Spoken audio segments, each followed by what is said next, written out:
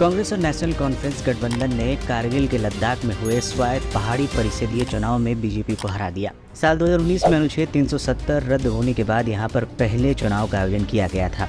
लद्दाख परिषदीय चुनाव के 26 सीटों के लिए मतगणना आगे बढ़ने के साथ ही कांग्रेस और नेशनल कॉन्फ्रेंस ने बीजेपी को पीछे छोड़ दिया। 22 सीटों के आए चुनाव परिणामों में से कांग्रेस ने 8 और नेशनल कॉन्फ्रेंस ने 11 सीटों पर जीत हासिल की।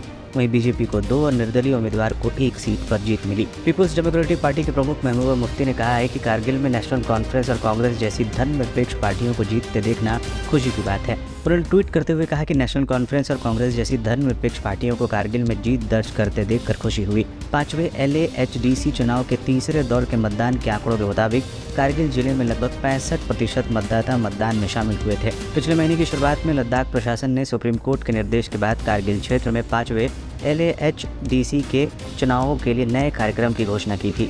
ये अधिसूचना तब आई जब सुप्रीम कोर्ट ने आगामी चुनाव के लिए नेशनल कॉन्फ्रेंस की पार्टी चिन्ह को बहाल करते हुए केंद्र शासित प्रदेश प्रशासन की पिछली चुनाव अधिसूचना को भी रद्द कर दिया था, क्योंकि नेशनल कॉन्फ्रेंस के उम्मीदवार नामांकन दाखिल करने में सक्षम नहीं थे। अधिसूचना के अनुसार 30 सदस्यीय LAHDC के 26 सीटों के लिए 4 अक्टूबर को चुनाव हुए थे।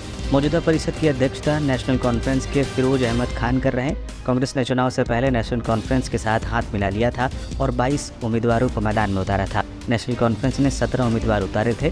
दोनों पार्टियों ने कहा कि ये व्यवस्था उन क्षेत्रों तक सीमित है जहां बीजेपी के साथ कड़ा मुकाबला है। पिछले चुनाव में 1 सीट जीतने वाली और बाद में PDP के 2 पार्षदों को पार्टी में शामिल होने के बाद अपनी सीटों की संख्या 3 तक पहुंचाने वाली बीजेपी ने इस बार 17 उम्मीदवार उतारे थे। आपने 4 सीटों पर अपनी किस्मत आजमाई थी, जबकि 25 निर्दलीय भी मैदान में थे। हमसे जुड़े रहने के लिए हमारे YouTube चैनल को सब्सक्राइब करें और नई वीडियो की नोटिफिकेशन के लिए बेल आइकन को दबाएं। अगर आप ये वीडियो Facebook पर देख रहे हैं तो लाइक जरूर करें और ज्यादा से ज्यादा शेयर करें। धन्यवाद।